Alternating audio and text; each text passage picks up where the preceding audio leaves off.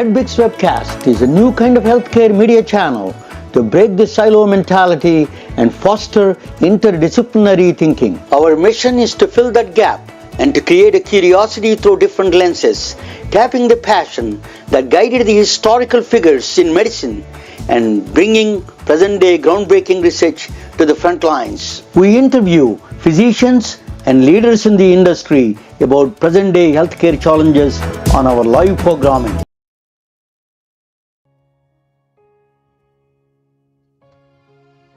Just you'll see me in a second. I'm trying to come down there on the main stage. There's a little bit of a new things are going on here. Okay, welcome to the MedBix webcast. This is Ramana and I'm Raju. I'm the host. My music is still going on. Let me turn off the music. Sorry about that. I have is a new technology platform we have, so a little bit of a challenges.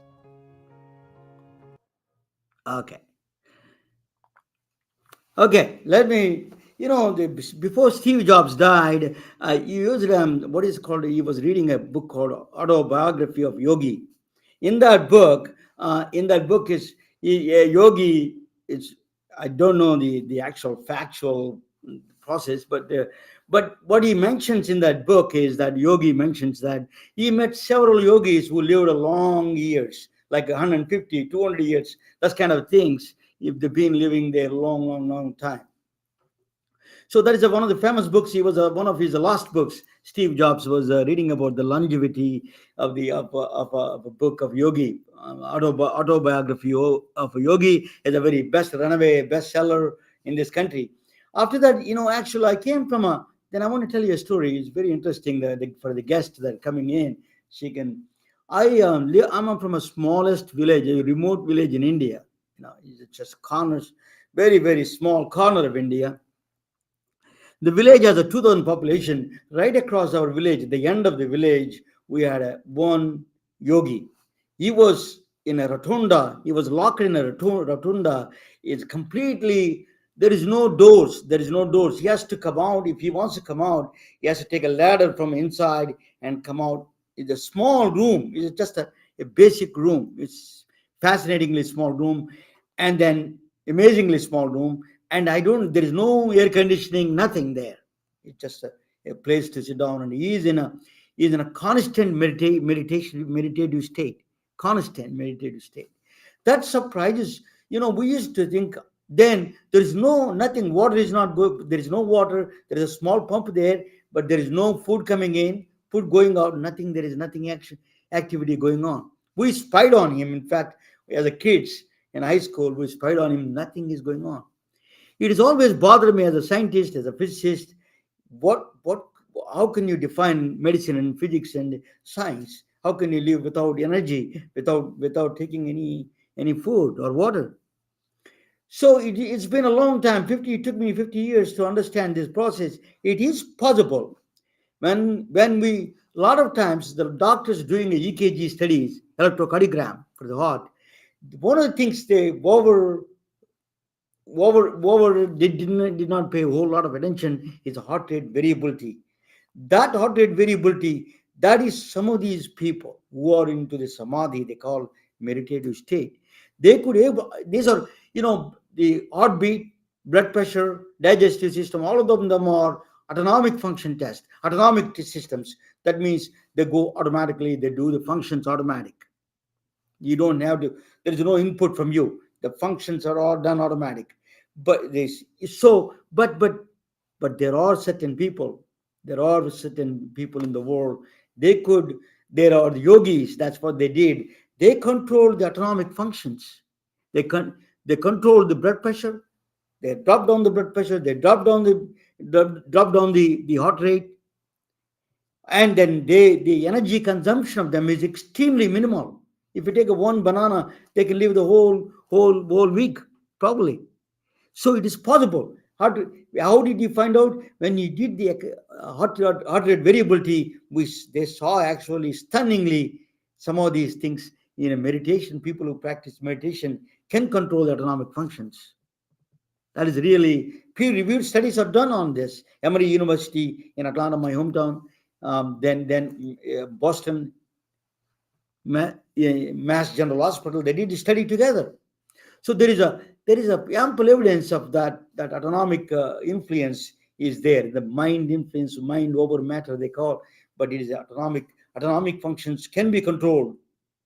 That is a. So my guest, she's coming from my hometown, and my lived in long time in Atlanta, as Atlanta, Georgia. So her name is Ann Powers. She is a naturopathy doctor. She was been practicing several things. One of the things she's doing is qualitative electroencephalography and is studying the brain mapping. you know when you think about psychedelics, I was reading about a lot about psychedelics nowadays because of a lot of new research is coming up.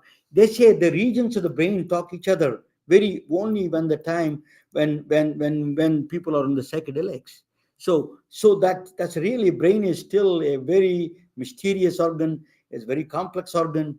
We have 100 billion neurons, and it is a very complex and trillion connections. Is a larger than a universe itself. So let us talk about this. This is a but there is a comprehensive way the brain works, in a very simple way. It works, understand things, seeing things, those kind of things. So let us see. Let me bring my guest, the chief guest. Her name is Ann Powers from Atlanta, Georgia. She is a naturopathy doctor. Let me bring her. Welcome, Ann Powers, right? Welcome Yes, to my big hi. webcast, Anna, So right? good to be I'm here. saying Anna Powers. Welcome to the Medbix webcast. Thank you. Tell me your Very happy background to a little bit, if you don't mind, a little bit of your journey to this, what you're doing now. talk about what I'm doing now. Yeah, Um, talk about your journey from Savannah to from where do you from, and how did you end up in Atlanta, Georgia? oh wow. Well, I'll give you the shorter version because we'd Short be here version. for a long time. Yeah. um, so hi, I grew up in Savannah and I had a pretty unhealthy childhood from rheumatic fever to Guillain-Barré to an ulcer to chronic headaches and GI issues, all before I was 18. And then I met a naturopath when I was 25, and she helped me with my health dramatically. And so she inspired me to move into this field. And it's had several iterations, but in 2014, I completed my naturopathic program, and I've been seeing patients ever since then here in Georgia, in Roswell, partly at Longevity Health Center for the last 7. So that's the nutshell of it, and it's been an amazing journey to be able to see how much the body can heal when you take off the toxic load and you give it the nutrition that it needs and the support that it needs, like doing a brain map and followed by neurofeedback. So you give a shorter version, very good. But let me. So you're in the longevity. Let us talk about longevity. You're talking about what is the secret of some people live with the blue zone diet they call, and your nutritionist also that came to know about you. So tell us a little bit longevity. What is the secret of living longer? I also need to learn about that. Tell me about that. So, yeah, you mentioned the blue zones, and of course, there's been a lot of research on that. And one of the things that I really love about that research is the aspect of community. So we can eat all the so-called right foods, and of course, there's a lot of conflicting information about what that is. But when you eat it with with the community, then you have a lot more longevity than when people are uh, doing things by themselves in isolation and stressed about what they're eating and stressed at their jobs and stressed with their families. So for me, the number one thing is to minimize stress, to minimize anxiety, to work on our mindset. all the other things, the nutrition and decreasing toxic load and meditation and yoga, those are all really important. And if we don't manage our stress, then we're going to have high cortisol levels. We're going to have tension in our body. We're going to have a suppressed immune system from that stress. So to me, that's the one of the major keys of longevity is learning how to manage our stress load in our society, and be grateful for what is working in our lives. It may not be relevant, but I'm going to ask you the question. The stress. The stress is within the sometimes within ourselves, and the second part is the systems. Like technology, the political systems, and then all these things can cause a lot of stress, and then environment. How do you respond to that? And how do you? It is everything is going against you. How do you respond to that, and how do you make that stress response minimal? It's easy to say that, but it's everything is falling apart for you, and how do you do that? And is there any technique that you can suggest to simple people like me who get stressed out all the times? That tell us a little bit about it. Yeah, well, I can speak to it because it's something I struggle with. So, right, it's right next to my zone of genius is my struggle, and so you know, um, I feel like as people talk about it, there's been books written about it. That gratitude, it's amazing how quickly our attitude can change when we look at what's working in our life. And I know there's research that's been done to it can lower our cortisol response. It can improve our heart rate variability. So that's one of the easiest things that we can do. And then breath work.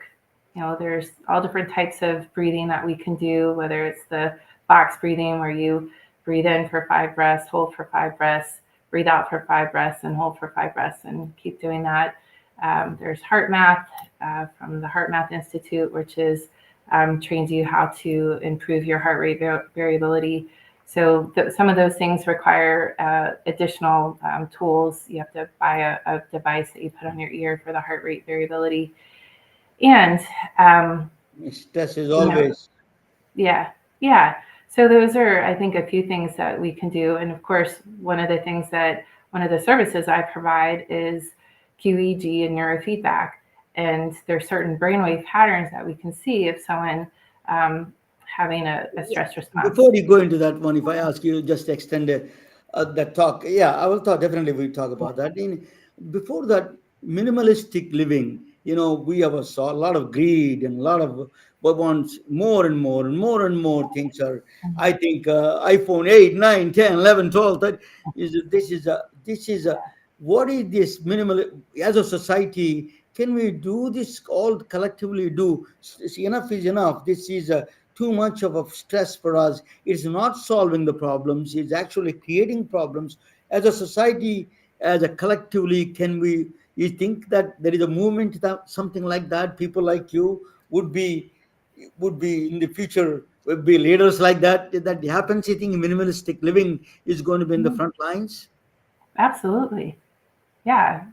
There's a level of stress that comes with all of that, paying for it and learning new things and not having space for it in your house. There's for sure minimalism and focusing more on experiences and quality time with our loved ones and service to others. Those are intangibles that have a huge impact on our own stress system and others. When we're looking at how can we provide for someone else, it's amazing what happens. It's amazing what we see. What we focus on, we see more of, right? That's how the brain is designed, the Mhm. reticular Yes. activating system of the brain. You learn a new word, and all of a sudden you hear it. A friend buys a new car, and all of a sudden you see that car everywhere. It's been there the whole time. Our brain was screening it out. So when you start focusing on what you're grateful for, where can you serve, and less on what you need to buy. I think a lot can be done for less stress. We need less. We need less money. We aren't going to stress about it as much. That's So, beautiful. mhm. Beautiful Thank you. advice. Grateful to the what you have, and also the what the passions you like, and all those things, or Yeah. what things that you love is just to focus on that rather than looking at Yeah. friends' cards. That's a focus on that. It is a very great advice. But Thank you. another thing you do is a brain is a very complex organism. We don't understand it. Anybody says that they understand it, even we are far long away from understanding the brain. Mhm. It is one of the world, that universe itself, and tell us that what do you do with the relationships and the complexities that arise from the brain is mother daughter relationships, and husband wife relationships, and divorces, and all these things. There's a lot of complexities there in the brain. How do we get this in order and see that simplicity? What is the brain wants to do, actually? What is the brain's goal is? Can you extend it, you, because you see a lot of patients? What is the brain goal for the body? Well, to survive is the main Survive. goal. Yeah, Yeah, at the physiological level, and then who inhabits the body probably has little loftier goals. Um, so, so the question is, what is the brain's main goal? And to survive. survive. And I think, and it's a tool. It's a tool for who inhabits these bodies. And there's so much that is possible with our brains when we use it and when we allow it.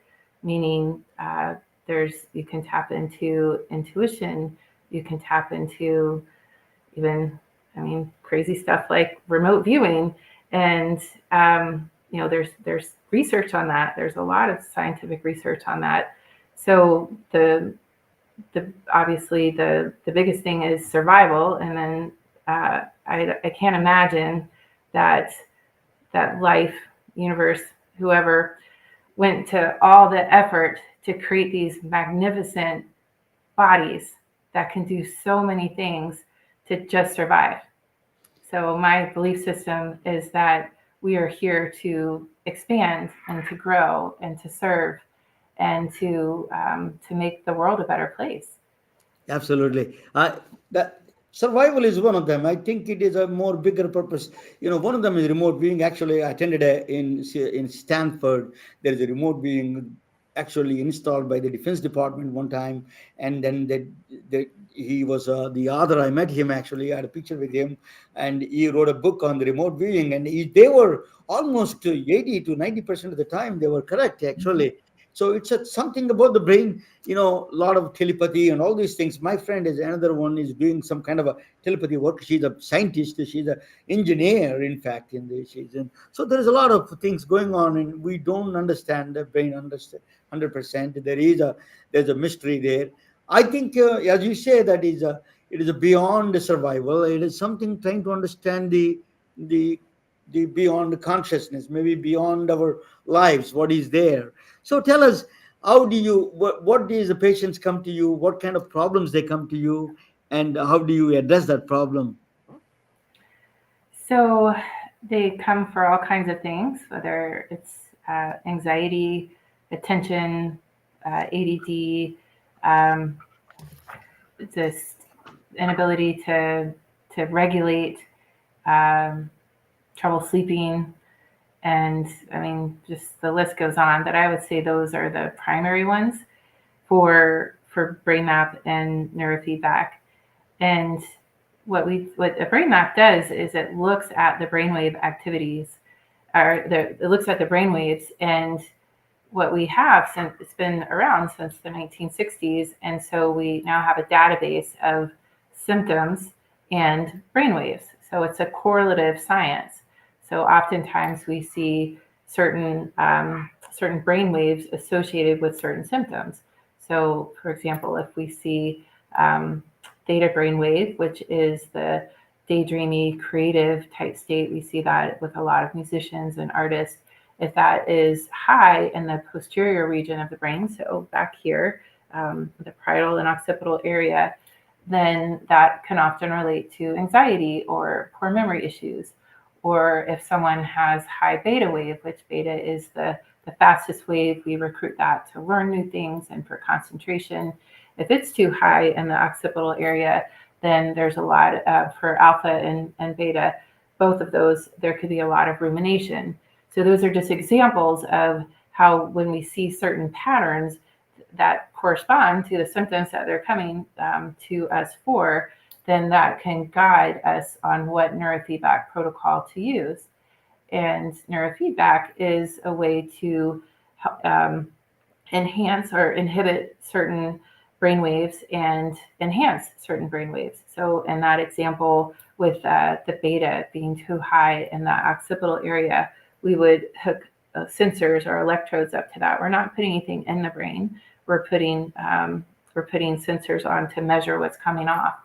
And anytime that beta wave that's already too high, when it comes down, they're watching a movie and the movie continues to play. But if that beta wave goes up while they're watching the movie, then the movie goes dark and the brain says, hey, I want to see what's going on in that movie. And it will go back to what it was doing before.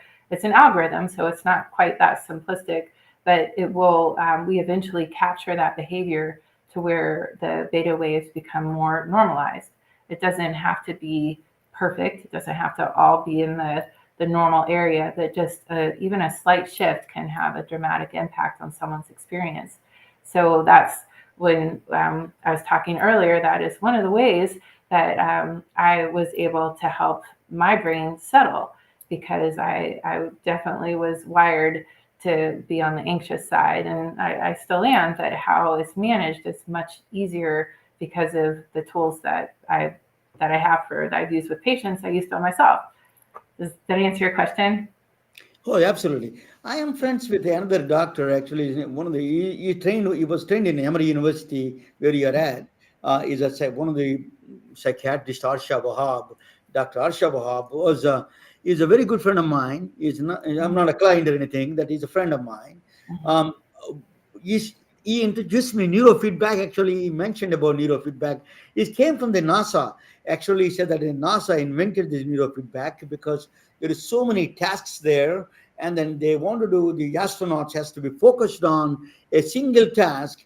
That neurofeedback will train them how to focus, and it increase the focus. They were surprised how successful that was. That's why they brought it back to the neurofeedback came from NASA itself. So in the space, there's one of the space benefits of the space program was the neurofeedback. So you do neurofeedback. That's what you're saying, right? Mm-hmm. I love Yeah. neurofeedback. That is a very effective. If it works, some people have a divine feelings. They said it is really some of the, it's still mystery to some extent, but it does train the brain how to move between the anxiety alpha waves, beta waves, and theta waves. It can train you to go between these all the waves, and then you can live comfortably, because you need beta waves to critical thinking.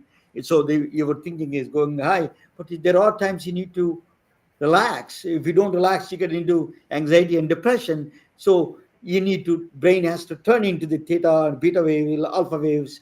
So that neurofeedback is a very powerful, powerful instrument. I thought in the beginning it is a cuckoo, but I tell you, after explained to me, I was fascinated by that, and I implemented it, in fact, and I started selling that. Set up a brain cafe into the doctor's offices. I need to talk with you about the business part of it later on. Brain cafe is a new kind of a concept with the virtual reality and a neurofeedback combination. You can Mm-hmm. you can change the brain structure, brain plasticity in slowly in 8 weeks or 10 weeks. I was sold with him when he said that something. He said that neurofeedback has that power to change that, because I used to think, what is the power of a talking? You see, he told me one thing. I don't want to. You can tell me more about it. It's not me. So actually, you use a neurofeedback to treat patients. Is a really wonderful. Tell us a little bit about it, if you don't mind. neurofeedback, how it is working, how many, what is the program we do, and the neurofeedback?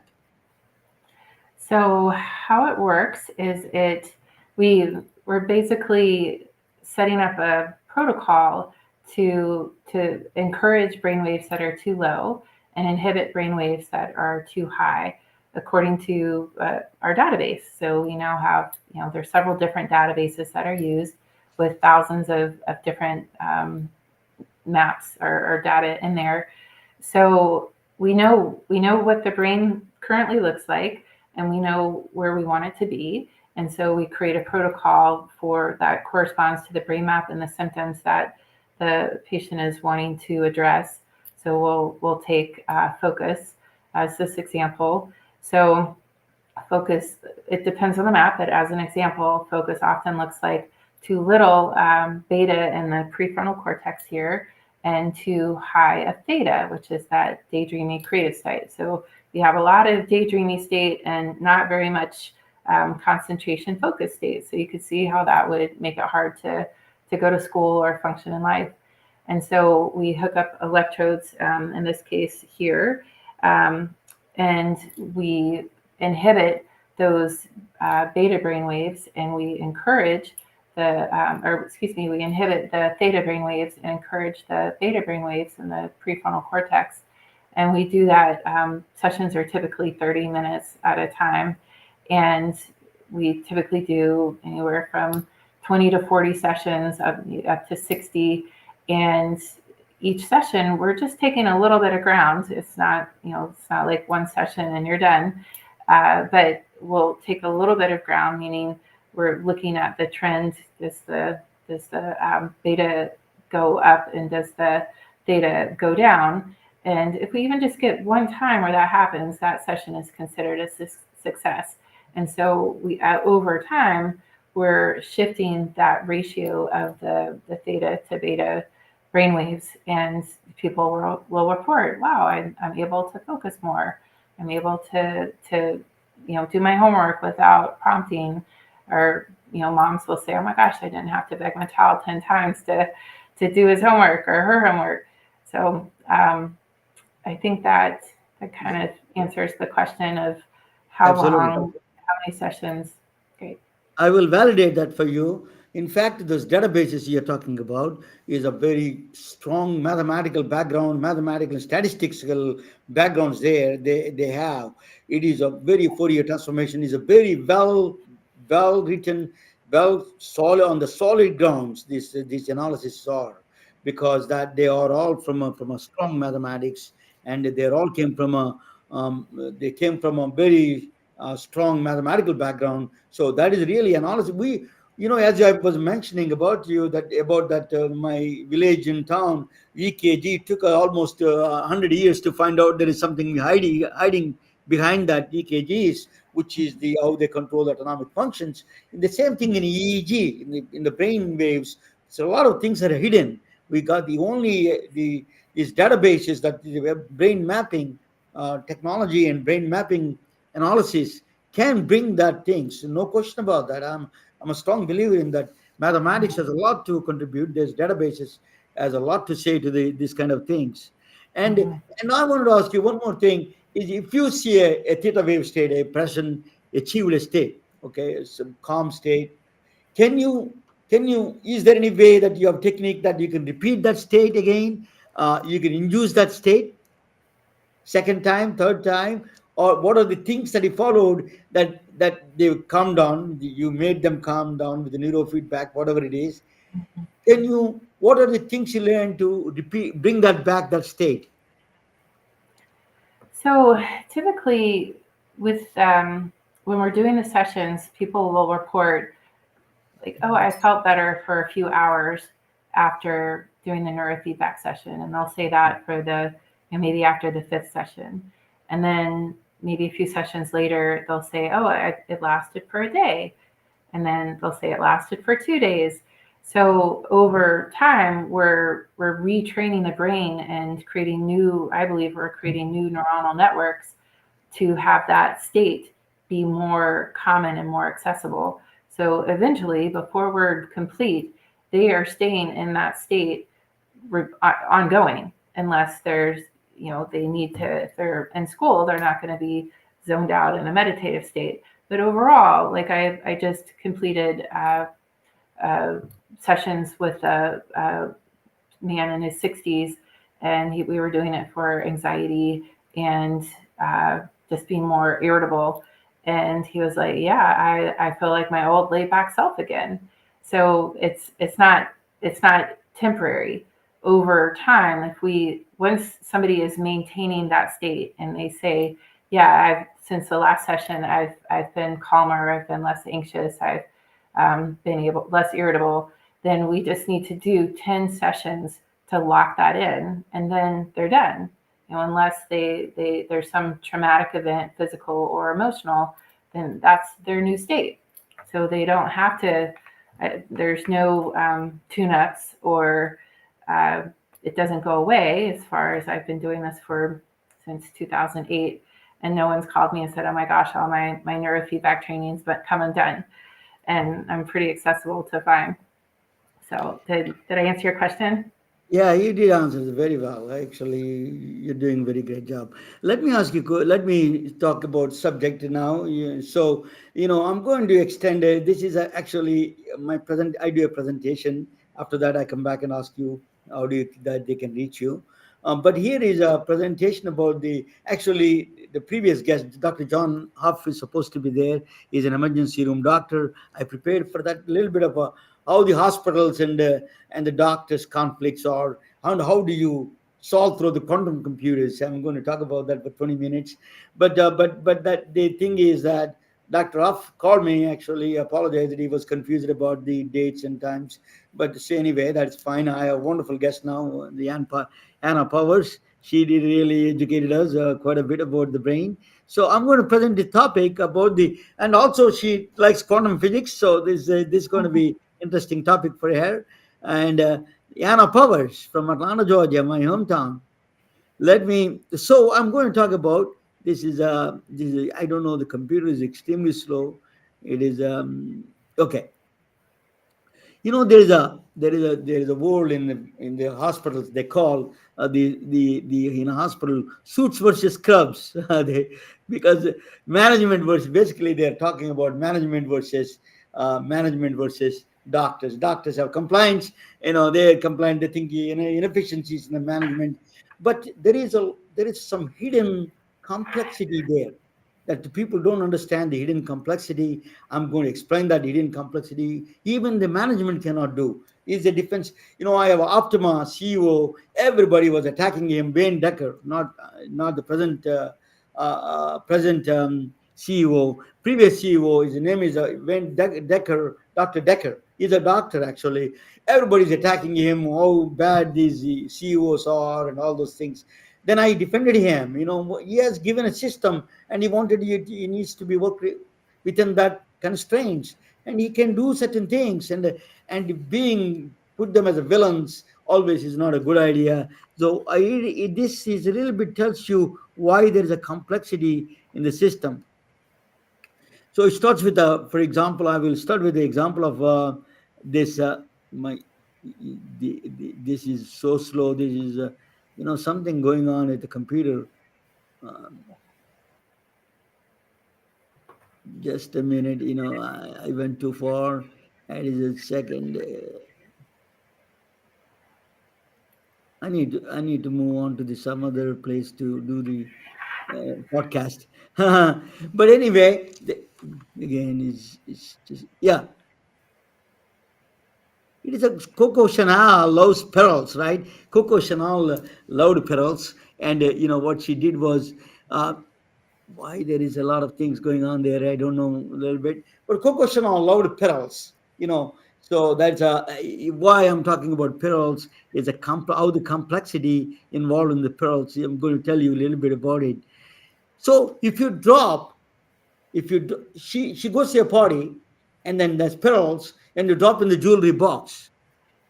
When you wear it, it's a beautiful and simple, elegant and simple.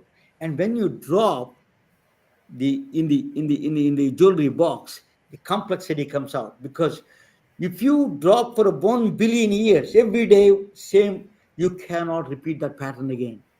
1 billion years. You can do that to draw to get the same pattern the way it falls on the jewelry box. You wanted to get back the same pattern. It takes a 1 billion years. Even if you don't come close. This looks very simple, but it's very strange. That is a because the reason is I am the reason is for another example I give to you. You have a piece of paper, white paper like this. The one in the then I carry this paper, and if you calculate a little bit, the number of ways you can do origami like a bird that you can do through a Japanese structure, very nice and well done. I can do that actually. I learned it. But if you can also complete when you crumple this paper, the way it can crumple, the number of ways you can count in the computation wise is a billions of times. There is no computer can compute the number of ways it can fold.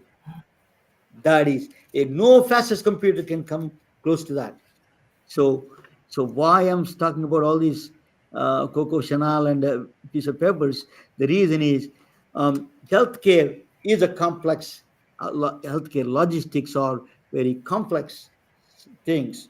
You know, our brains are actually the reason is we don't think exponential thinking. Our brains are a linear world. Linear world means step by step. We think what is the number A, the step number one, step number two. So our brains are trained to be linear thinking. The early stages of and actually when our brain is very slow to learn, and then the end stages is overwhelming. I feel that all the time. It's overwhelming. Limited exposure to the daily life. Certain things you don't see plants that eat the bugs. You're not exposed to it because but plants can eat bugs. Those kind of things we are not exposed. Our optimism bias, everything I'm doing, I have a less problems. People think that everybody has more problems than less problems I have, is an optimism bias. These are all biases come from the brain. So there is all these things, complexities. Human brain is cannot understand complexities. We're not trained to understand complexities. That's why we need a different kind of mechanism to do that. Sorry about that. My computer is extremely slow. I'm going to move on to the tomorrow, a different location. It makes but so what is the hospital logistics are extremely complex. Balancing patients, that they need scheduling, they need medications, they need caretakers, and the staff, for example, staff utilization is one of the most complex things. You have nurses, doctors, janitorial staff, medical assistants. You combine their staffing, utilization. Where else you can use the maximum out of that their time. Resource allocation, MRI centers, CT scans, imaging, surgery rooms. How do you use the best? And the pricing. What is the best pricing to come up with? These are all complexity, immense complexity. It's not that easy. So it's not just a CEO problem, is some management is coming up with a problem. This is a serious problem, in fact. So what they did was, I tell you for example, I'll give you an example of that staff utilization. If you have a hospital of 500 employees, okay, and then three shifts a day, right? Hospital has to work 24 hours a day, 8 hours, three shifts. The choices, the combinations that you could do with the staffing, 3 to the power of 93 quintillion times. Not a million, not a billion, not trillion, way beyond that many choices. Our brain cannot understand it. Our brain is limited because we really understand the linear thinking. Is a 3 quintillion times is the choices are there. It's just beyond the comprehension. There's no computer can compute that 3 quintillions. Only the fastest computer on the planet, the Summit computer in Oak Ridge, can compute 3 quintillion. It takes 7 days to compute that process. 500 employees, one hospital to give us scheduling, complete freedom to match their needs, come back with a real scheduling process. So total choices are it is just beyond our comprehension. So I'm just giving you one example of that. How difficult is that those scheduling thing is. Scheduling is not that as simple as people think. It is a very complex subject. So then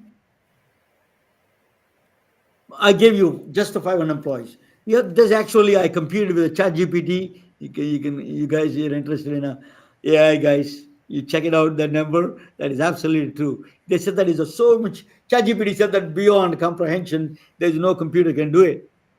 So then hospitals are bombarded by electronic medical records from different things. There is Epic, there is EMR, doctor's EMR, this, that, all the data coming from several EMRs, electronic medical records. Then medical imaging is becoming a huge thing. And now it's the maximum use of every cancer, everything that you use medical imaging quite a bit. That data, wearable data, everybody is wearing a data, Fitbits, this, that, watches on all nonsense. Everybody has it. All this data and pricing, all these are coming to the hitting the hospital systems, the healthcare systems. They have an immense number complexity. The complexity is that's not these regular computers cannot do it. But how can you solve this problem? You need to go quantum. Only way you can do is the quantum computers can solve this problem. That is okay. So sorry, that's my computer is slowing actually. So there's a financial constraints, staffing solutions, increased regulations. All of them are technology, the advances. Like this, the one we have a new system. It is all causes a lot of stresses and complexities. We are complex world we live in. So, so that's why burnout is 80% of the healthcare leaders are burnout. Not only doctors burn out, healthcare leaders, CEOs are burnout. There is a lot of burnout from the CEOs. They need a depression medication.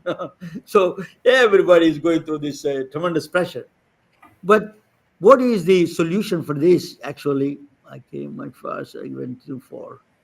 Sometimes this. So there is a solution. We can go quantum. Quantum computers, yeah, maybe quantum computers could be a great solution because I don't know that I cannot take that out. That thing is not okay. But anyway, that is a quantum computers actually can solve the problem. What is quantum computer? I'm going to talk about it. IBM Cleveland Clinic started this program. First, they started with a simple one, scheduling problem. Patient scheduling optimization, not even a staff.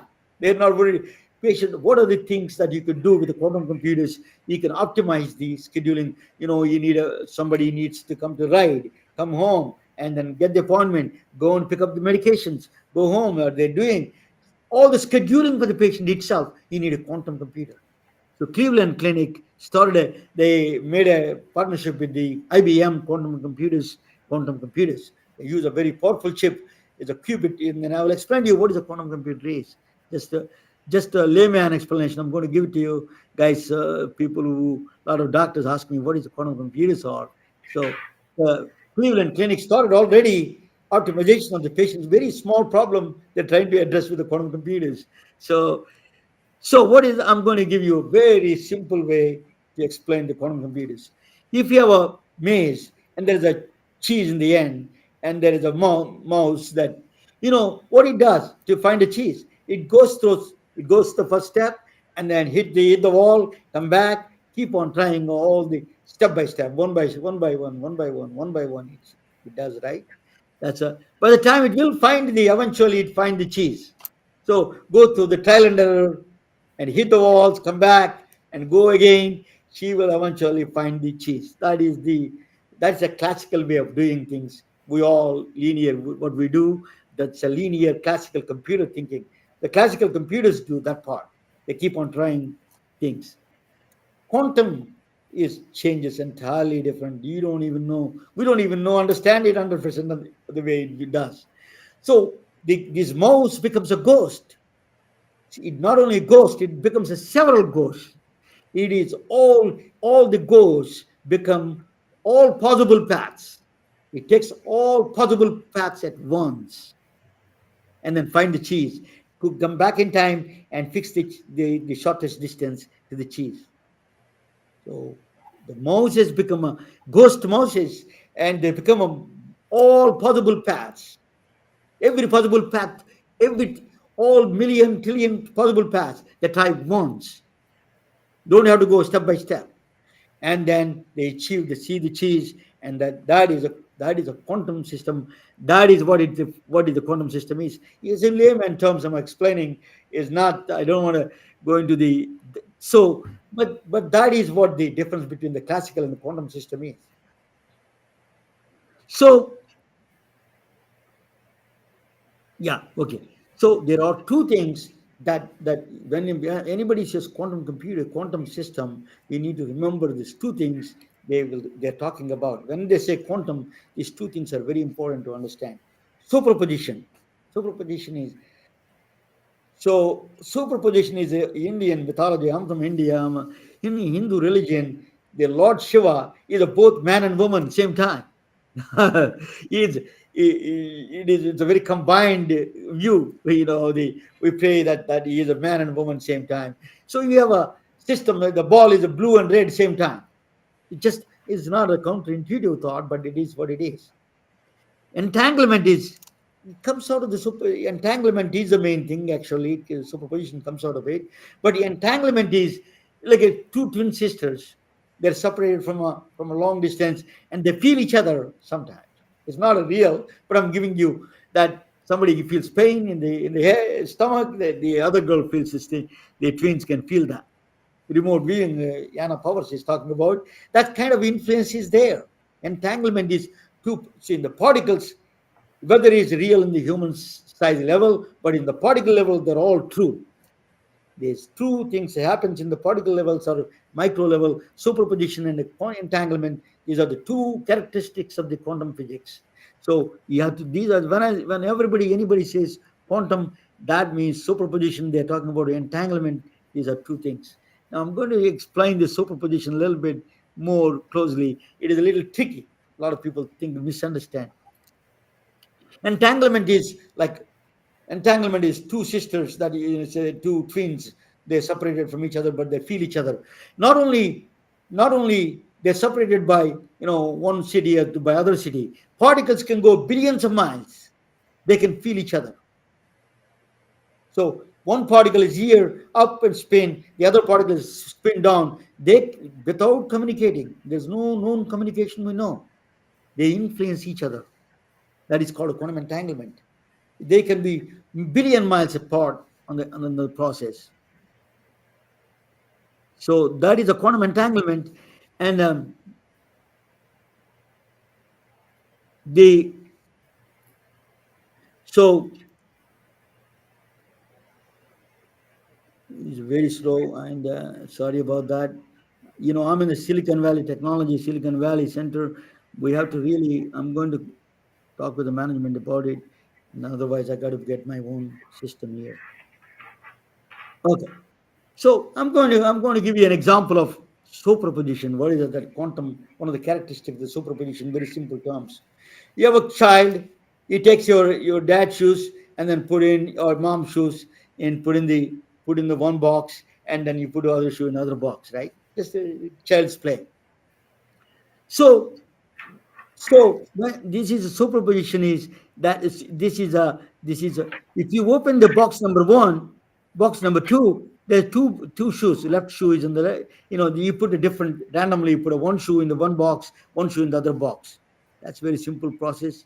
So dad comes and then check it out, and then um, he can open the box number one. He can open the box number one. Then if he found the left shoe, he knows on the other box is the right shoe. Automatic. That is a correlation. That's not a quantum. That's a correlation they call. Because one is the left side. You see that you found the left side. Automatically, you can guess the second box has the right shoe. That's a guessing. Is not a quantum guessing. It's just a is a common thing. It is a classical thing. It is just automatically that the second one is the second one is the right foot is there. Opposite thing. So, but that is not a quantum. That is what is a quantum is very different.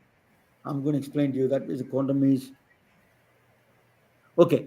Now, quantum is the shoe you put in one box. It is a both left and right shoe same time. Superposition. And the right side is also the shoe is both left and right. They exist the same time. It's beyond our comprehension. Don't know. Don't ask me how they do it. It is a ghost. It's a ghost kind of image. It is a both left shoe and right shoe exist the same time inside the box. Right hand side, same thing. It exists both left shoe, right shoe in the box. The moment you observe, the moment you open the box number one, it assumes one of the shoe, left or right, without your influence. There is no influence from you. People think that is a free will. There is no free will. It is a free will is you are not choosing anything. Nature decides you what that shoe is going to be, left shoe or right shoe. So if it is a left shoe, the other one is automatically right shoe. So it doesn't until you open it. It's proven beyond the doubt. It's experimentally proven. They won the Nobel Prize for this. You cannot, you cannot, you cannot until you open that box. It exists in both states, both the left and right shoe at the same time. That's a very strange and counterintuitive idea for us. So that is called superposition.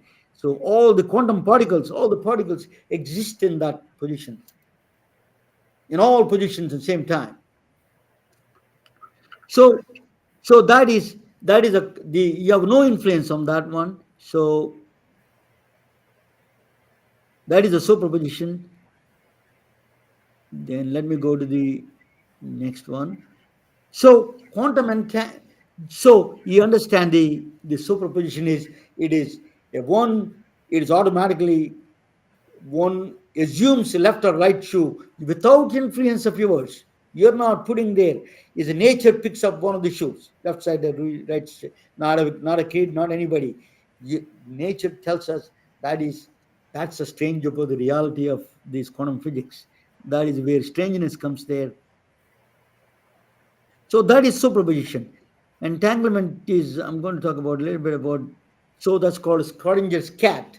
That's a very famous uh, experiment. He did experiment on the cat is both dead and alive. That's very famous. People talk about it all the times. That's Schrodinger's cat. Schrodinger is the Austrian physicist who gave the equations for this. This is a mathematically proven. John Bell proved it. In fact, these things communicate without no known communication. There's a magic exists between these two. That is, he proved it mathematically, in fact. So there is no influence there is non-locality, there's no influence of each other. The no known communication, that's what I'm saying. So the next one is, I don't know what, this computer is acting up a little bit strange, but I'm going to. So yeah, if you want, for example, if the light bulb, and I am giving another example of the quantum system. If you wanted to know this particular light, the light is connected to the light switch, you have to do on or an off. You have to do twice, right? In the quantum system, you don't have to touch anything. That's magic. It exists both one and zero, on and off are same. So that is the quantum system. It's a little bit strange, counterintuitive, and you don't get these ideas that. So quantum computers work on is bits called classical computers works on a 0 and 1, 0 and 1. Either one is on and off. In a quantum system, they work as a both is a 1 and 0 combined, is together. So that's the reason it can be act like a ghost and do all the calculations one time. A computer, the fastest computer, takes 1,000 years. Quantum computer can do in 1 hour. The fastest computer on Summit Computer in Oak Ridge, Tennessee, can do a calculation for it takes one year or 100 years, 1,000 years. It takes less than 30 minutes. It can do. Quantum computers can do because it does all possible paths magically. That is the strangest thing about it. So these people won the Nobel Prize for this experimentally. They verified this thing. It's called the Einstein used to call spooky action at distance. They verified it. Now you can send these quantum particles into different, even across the ocean now. So there is a big thing going on right now. There is a lot of everybody wants to be in the game. IBM, Microsoft, Google, Intel, everybody is trying to get into this game because there's a lot of money, because you can solve a lot of problems. But that's IBM computers. That's a Google computers is one of the deep mind. So the what is the advantage of the advantage of the quantum computers? Now we know the numerical data. I know the numbers games, but we don't know the qualitative data. That's just too much. Qualitative data means when you see something, you love somebody, you love something at certain scenes. These are the qualitative data. We don't collect them. That is, quantum computer can handle that kind of a qualitative data. So numerical data plus quantitative data is combined in the quantum computers. That's the only way you can get the both data. So what it means is understanding you. Qualitative data and numerical data, if they combine them together, it is called quantum natural language processing. It is understanding you. It's truly computer is understanding you. It is the concepts and relationships. That's our human brain works on the concepts and relationships. It understands that part of it. That's the quantum computers. So that is, we are coming there. AI, artificial intelligence, and the quantum computer. If you combine them together, one day it becomes you. It understands your qualitative, when you feel love, when you feel hate, when you feel anger, frustration. All of them are qualitative analysis it can do. It's not there. We're not there yet, but working on it. We are very close. So the thing is that then one, but there is a strange thing. There is a problem with the quantum computers. They're always struggle with. It's called error correction. Means quantum states are very delicate. It has to be low temperatures. If you just a small change, you can change the system. If you change the system, it is useless. It's so any influence, temperature influence, any outside influence of the quantum system is a decoherence. They call it is going to mess it up. To fix that problem, we need a really with the quantum state, to maintain the quantum state. You need to fix that problems. Keep on fixing the problem of decoherence. Means the quantum state, preserve the quantum state. How do you preserve the quantum state? That is a huge challenge for the quantum computer people. But the universe came to rescue. Let me tell you what the universe came to rescue. We need the universe came all the way to rescue this problem. It is a black hole. Very interesting. A black hole entropy. The black hole is an amazingly. You saw Whitney Houston. There is a very strange. Only physicists understand that strange combination. I'm going to explain to you where is the Whitney Houston coming in the picture. Black holes are a anomaly of the space time. There's a massive amount of, that is like a hole. Actually a black hole, because we don't see anything. Once you go inside, a massive star collapses into a black hole, and then we cannot nothing comes out of it. That's why it's a black. Nothing comes out of it. We don't know what it is. What inside is gone. It's a black hole. Acts that is. But what we found out, there is a rule in quantum physics. You cannot lose information. I exist. Yana powers exist. These are all facts. You cannot wipe them out. But black hole can do that. But that's a no-no in big problem in big no-no in quantum physics. So what they did was, so Whitney Houston actually, I tell you why I'm talking about Whitney Houston. There was a tour after Whitney Houston died. Actually, I met her a few times, in fact, in Atlanta. Whitney Houston died. They made a holographic tour of Whitney Houston 2020, just before pandemic. They canceled it actually. So the really she comes out of the on the stage, looks like 100% Whitney Houston. Is a Whitney Houston holographic tour, and then that hologram and the black hole, the combination of that physics is going to solve some of the major problems we are having in health. cancer drugs, diabetes cure, India, and scheduling problem we have. All these diseases, AIDS, and all these things that we need that universe has to help us. We got the physics from the black hole, holography, and then combination together, we made the quantum computer. Error correction is the error correction. I told you to preserve the state of the quantum state. We need error correction. Error correction is coming from the black hole. Think about that. A universe billion, trillion miles away, billions of miles away. A black hole is giving a physics that we understand. The physics of the black hole is we may apply to cure diseases. It is is a hologram through holography is the new method.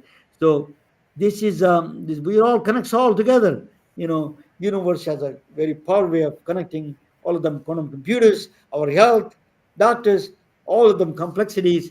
So we need a. It's not a suits versus scrubs. Actually, science with the people. That is the right way to do things. Science with the people. That is our future. We don't need to be. We are all humans. We need to work together and solve the problems of human problem. That is my goal. Thank you for watching, and I'm going to bring Anna back full time, and let us talk with her a little bit more. So Anna, what do you? So I run down a little bit. That let me delete it.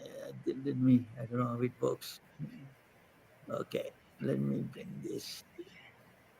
Okay, give me 1 second.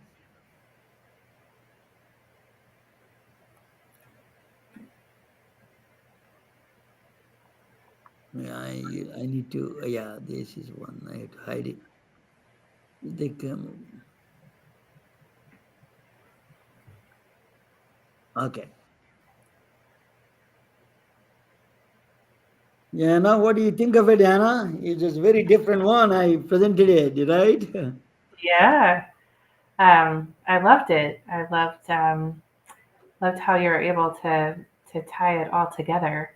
You know, we do have a lot of problems just from, like you were talking about, just scheduling in a hospital to um, just in all kinds of ways, whether it's like I saw in their insurance premiums and um, to be able to tap into the quantum world to solve our problems. Like it reminded me of on Star Trek with some of the healing tools that they had. You know, those were totally operating on quantum physics to be able to scan the body and determine what's going on with it without having to touch the body. Like I love that they were thinking quantum physics back in the 60s for that. So how you tied it all together was just brilliant, very impressive. And to be able to explain the quantum physics principles in diverse and simple ways Yeah. was just really awe-inspiring. Thank you. That's what that's one of the things is a lot of times people you need to be clear. One of the thing is your knowledge is a free knowledge is we have to give the knowledge. That's the only way humans can survive. Share the knowledge and work together. That's a big problem we have now. Everybody is on other side, you are the other side, and we came from the earth is rotating, the laws of physics. It doesn't care whether what color, what religion, what is all. It is rotating by itself, and then we all 100 years from now we all die, and then new people come up, new breed of humans come up. So we need to be really about it. The brain is the only way I feel that I'm a physicist, but still I feel sometimes I feel that next thing. I think brain has that a soul and a consciousness is it remains, and it keeps moving into that's my feeling. I'm not proving it to you. I don't have the mathematics to prove it, but I feel that the consciousness exists, and then we have that universal consciousness that we all share. I think that is the you're tapping into and helping people. At the end of the day, you're helping people. Tell us your where do you so what is your goal, and what do you do with the patients that you are trying to help a lot of people? So that's a really we need a integrative medicine is not against the medical field.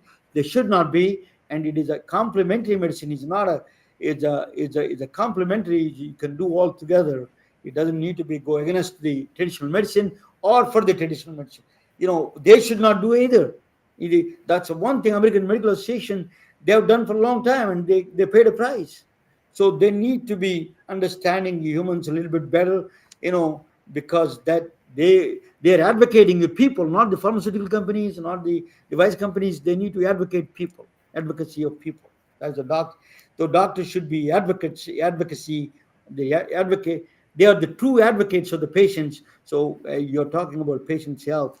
So I'm truly excited that you do neurofeedback, and that you do the quantitative analysis of the electroencephalograph brain. It is really a new field, the frontier. So my son is a neuroscientist, actually, from Vanderbilt. One day I will connect with you. He lives in Atlanta, in fact. Both of you should talk together. Actually, Ursula knows him. But tell us a little bit about your services that you offer, Anna. Okay.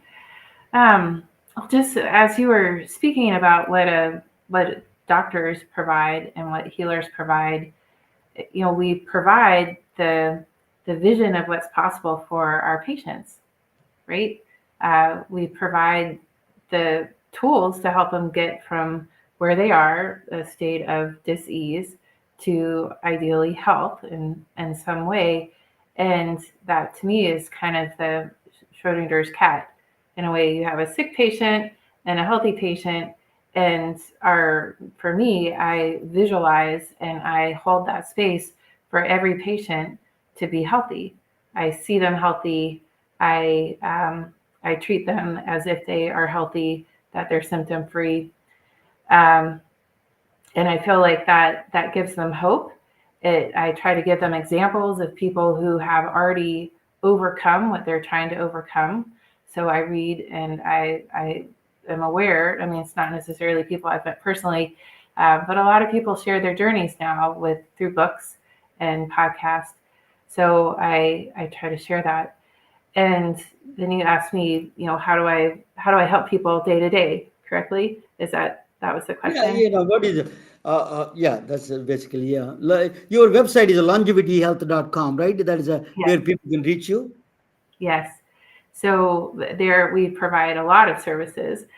We've spoken tonight about Brain Map, which shows us what's going on in the brain, and neurofeedback, which helps change those brain waves and basically helps calm the nervous system and enable it to function in a more optimal state. And you'll see on the website longevityhealth.com that we do a lot of other services too. So just from some basic therapies to from sauna, we have a ton of things so that you can look at it there. But I think that kind of gives you an idea. We're looking at the whole person, and we have a lot of different ways that we help enable people to heal.